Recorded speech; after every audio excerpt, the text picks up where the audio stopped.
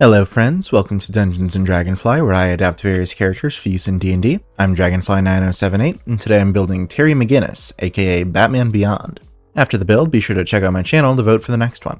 So what do we want from this build? Well, if we want to be Batman, we need to be Batman. We need to be stealthy and scary, the symbol that criminals fear, while also having the investigation skills to solve crimes and track down perpetrators. Of course, being Batman doesn't make us Bruce Wayne, though we do have him in our corner as a crotchety old man watching us from the Batcave, giving us assistance and his many criticisms. But he also gives us our most important piece of equipment, the new high-tech bat suit, with flight, invisibility, batarangs, and all kinds of other cool gadgets. Looking over at ability scores, I'll be doing a point and buy. If you want to roll for stats, that's fine, just make sure your dexterity, intelligence, and charisma are high enough to multiclass. Starting off with a 9 in strength, Terry is in great shape, but the batsuit will boost our strength later, so we can afford to make this a bit low and invest in our other stats. Dexterity and Constitution are both 13s, again, he's in great shape, and we need Dex for stealth and Con so we can take a hit. Intelligence is 15, that's always been one of Batman's more prominent traits, what with the gadgets and world's greatest detective thing, and Terry keeps up the tradition. I'd prefer Wisdom to be a little higher, but we need other things more, so we'll make it a 10 for now and boost it a little bit later. Then we'll finish off with another 13 in Charisma. Terry's the son of Bruce Wayne, but he isn't nearly as stoic. Plus, Intimidation keys off Charisma, and that's something we need. Batman has always been the human amongst the more powerful members of the Justice League, and Terry's his son, so we'll make him a regular human and get +1 to all of our stats, which means 10 Strength, 13 Dex, Con, and Charisma, 16 Intelligence, and 11 Wisdom. We'll go with the faceless background to preserve our secret identity, as that gives us a larger-than-life persona that we can switch to without anyone realizing. We also get proficiency in Deception and Intimidation, as well as with Disguise kits. We'll start off as a rogue, since that gets us the most skills. 4 of them, in fact, namely Athletics, Investigation, Sleight of Hand, and Stealth. Then we can upgrade Stealth and Intimidation to Expertises. We also get proficiency with Thieves' Tools and learn Thieves' Can't, which should help us track down the baddies. Then once we've tracked them down, we can hit them with a sneak attack, dealing an extra d6 of damage if we hit them with a ranged or finesse weapon, while we have advantage on the attack or an ally within 5 feet of them. Cunning action at 2nd level lets us dash, disengage, or hide with our bonus action. Then at 3rd level, our sneak attack damage goes up to 2d6, and we become an Inquisitive. Our Eye for Detail lets us look for clues or hidden creatures with our bonus action, and our Ear for Deceit uses our suit's built-in polygraph to make it so we can't roll lower than an 8 on any insight checks we make to tell if someone is lying. Inquisitive rogues can also pick apart their opponents with Insightful Fighting. As a bonus action, we can make an insight check against a creature's deception. If we succeed, we can use our sneak attack against them without having an advantage for the next minute, or until we use Insightful Fighting on another creature. Now, having a rich guy backing us is pretty much the definition of a patron, so we'll jump over to Warlock. And since Batman Beyond is all future-y, we'll go with the Ghost in the Machine. That gives us proficiency with hacking tools and on-off, a cantrip that can turn things on and off from a distance. Then Bruce can give us a hand by hacking a nearby device with Information Surge. Once per rest, as an action, we can make a computerized device within 30 feet of us inoperable for a turn. If it's being held or operated by someone, that creature has to make an intelligence save to try to keep it running. If it isn't, the device itself makes the save, but with a +0 modifier and disadvantage, though some specially shielded devices might not have that disadvantage. For spells, Ghost in the Machine gives us access to remote access, for a less overtly disruptive hack, so Bruce can operate a device remotely using the Bat computer. Then we'll lean into the legend and mystique of Batman with Cause Fear, frightening a creature for up to a minute if they fail a wisdom save. We get a couple of cantrips too. Minor Illusion can make illusory sounds to spook criminals while we're hiding, and we'll grab Prestidigitation, because being able to clean and dry ourselves after pursuing a rogue into the sewers seems like kind of a good idea. Our bat suit has all kinds of fancy detection tech built in, so we'll pick up Devil's Sight so we can see normally in all kinds of darkness out to 120 feet, then we'll gain access to the Bat computer and all of its data with the Pact of the Tome. We get 3 cantrips from any list for free. The Bat computer almost certainly has the formulas for Freeze Pellets for Shape Water and Fire Extinguisher Pellets for Control Flames. We'll also take Vicious Mockery, since Terry even sassed the Joker into losing his cool. That's more his natural talent than help from the Bat computer, though I suppose the psychological profiles on it could certainly help. The computer's vast archives also give us the Book of Ancient Secrets invocation. We learn 2 first-level ritual spells and can pick up more as we adventure. Identify tells us the properties of a magic item, or what spells are affecting a creature. And Detect Poison and Disease can detect the presence of poison and disease, along with analyzing and identifying the type of poison, poisonous creature, or disease. Some other rituals we can pick up that would be thematic might be Alarm for proximity alerts, Comprehend Languages for a translator, Guiding Hand for a GPS app to direct us to a location, Augury to run probability calculations about our plans, and Locate Animals or Plants in case we need to, well, do that. In addition to our rituals and cantrips, we still get Warlock spells at this level. Bruce can give us advice through our earpiece with Borrowed Knowledge, giving us proficiency in any one skill for an hour, in case we run into a situation that he's encountered and we haven't. And I'd really like to take Find Vehicle for the Batmobile, but the future Batmobile flies, and we're just not going to get 5th level spell slots so we can summon an air vehicle. You might be able to convince your DM that since flying cars are the standard, the lowest level Find Vehicle could summon it, but if they don't go for it, just take Darkness instead. That projects a 15-foot radius sphere of magical darkness that can't be seen through by dark vision, but can be seen through by our Devil's Sight, to make our enemies fight blind while we are unimpeded.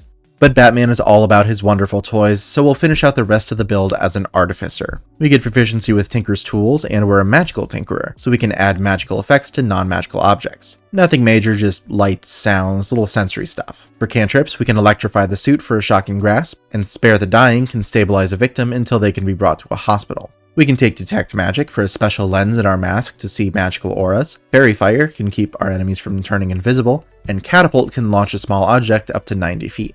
Second level artificers get infusions, special magic items we can make at the end of a long rest. We know 4, but we can only have 2 active at a time. Sending stones can keep us in contact with Bruce, the Cap of Water Breathing adds a rebreather to our mask for underwater missions, and we can make a Batarang into a returning weapon, a +1 weapon that returns to us when thrown. I think I'd call the Batarangs daggers. They're bladed, about the right size, and we can use them for either melee or ranged attacks. Next is the Rope of Climbing, a rope that at our command will animate and tie itself to something, untie itself, or coil itself up. It'll move to where we want it to go, but only at about 10 feet per round. That said, we can combine this with our Catapult spell for our grappling hook. Tie one end of the rope to a Batarang, then catapult the Batarang to where we want it to hook. Then we can tell the rope to coil itself up to reel us in.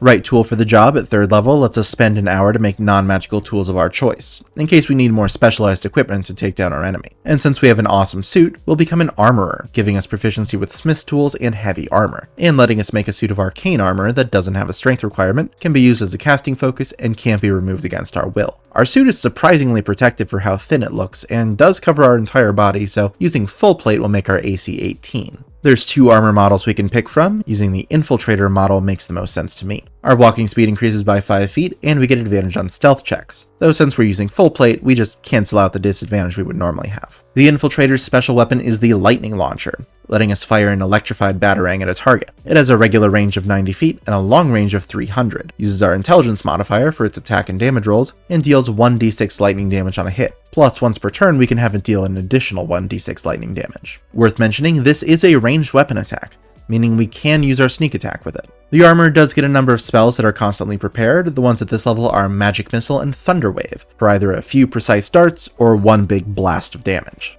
At 4th level, we'll use our first ASI to grab the Fighting Initiate feat for the unarmed fighting style. Our unarmed strikes deal a d6 of damage, or a d8 if we aren't holding a weapon or shield. And we can automatically deal a d4 to a creature we have grappled each turn. This does key off of our low strength, so at the moment it isn't great, but we'll get there, I promise. 5th level armorers get extra attack, so we can attack twice with the attack action. We can still only sneak attack once per turn though. For 2nd level spells, the armor gives us Mirror Image to further confuse our prey, and Shatter, because sometimes you really just need to blow something up. There's also Enhanceability, as the suit gives us advantage on checks using the ability score of our choice, Invisibility for our built-in camouflage tech, and See Invisibility for an infrared or ultraviolet scope to counter anyone else's camo. Finally, there's Pyrotechnics for 2 Batman classics, the Flash Bomb and the Smoke Bomb. We either cause a brilliant flash that blinds creatures who fail a Constitution save until the end of our next turn, or we create a 20-foot radius cloud of smoke that heavily obscures the area and sticks around for a full minute. At 6th level, all of our tool proficiencies upgrade to Expertises, and we get 2 more infusions, though we'll only take 1 since we want to retrain one later. That one is Resistant Armor, so our armor gives us resistance to the energy type of our choice, choosing between any of the damage types that aren't bludgeoning, piercing, or slashing. We can change the resistance type when we remake the armor on a long rest, so we can make it Radiant to fight Blight one day, and Thunder to fight Shriek the next. We can also have an additional infusion active, for a total of 3. Flash of Genius at 7th level lets us use our reaction to add our Intelligence modifier to an ability check or save that we or a creature within 30 feet of us makes. We can do this a number of times per day equal to our Intelligence modifier, meaning that boosting that both makes it better and lets us do it more often. So we'll use our second ASI to boost our Intelligence to 18. 9th level armorers get armor modifications. Now our armor counts as 4 separate pieces for the purpose of our infusions: the helmet, the chest piece, the boots, and the weapon. We can also make 2 more infusions than normal, but they do have to be parts of our armor. So we can make our helmet the cap of water breathing and the chest our resistant armor and still have 3 more infusions active. Our armor spells at this level aren't super in character, but I'm not going to turn down free access to Hypnotic Pattern and Lightning Bolt because both of them are great spells. We'll also grab Water Breathing in case we don't use our cap of Water Breathing when we get more infusions, and Protection from Energy to double up on our damage resistances. As a magic item adept, we can attune to up to 4 magic items at once, rather than the usual 3, and those wane resources make crafting common and uncommon magic items cheaper and faster. We also get 2 more infusions and 1 more infusion slot, so we can have 6 active. The gloves of swimming and climbing give us a swimming and climbing speed equal to our walking speed, as well as +5 to athletics check we make to swim or climb. And the eyes of the eagle are high-tech binoculars, which give us advantage on sight-based perception checks and let us make out details of even very distant objects.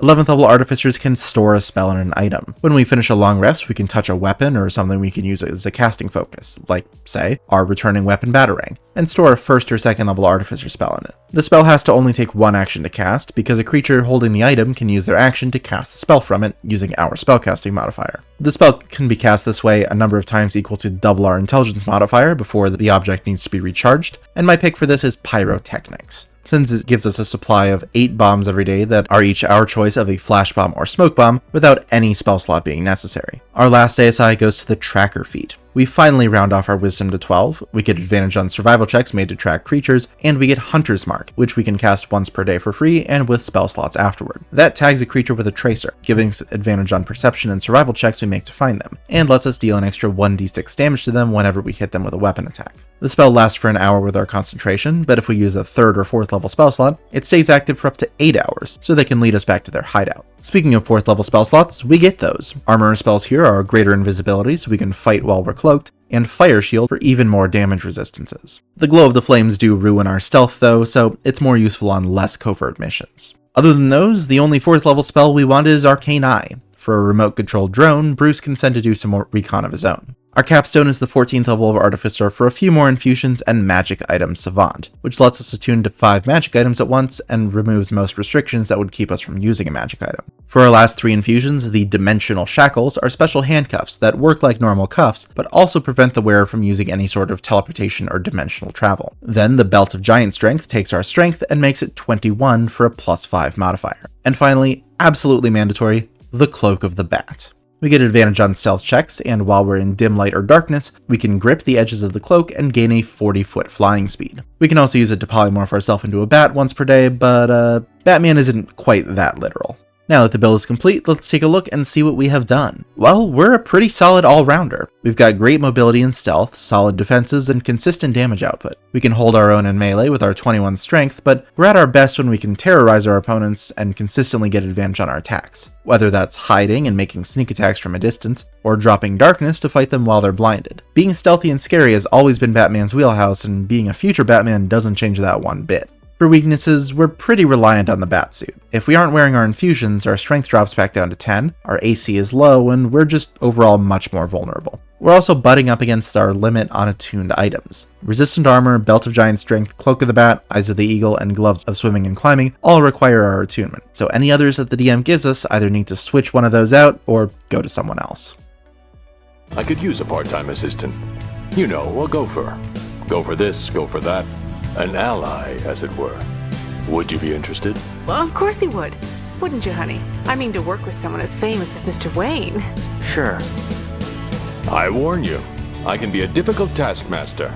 I accept nothing short of excellence from all who work for me. I think I can handle it. Very good then, Mr. McGinnis. Welcome to my world.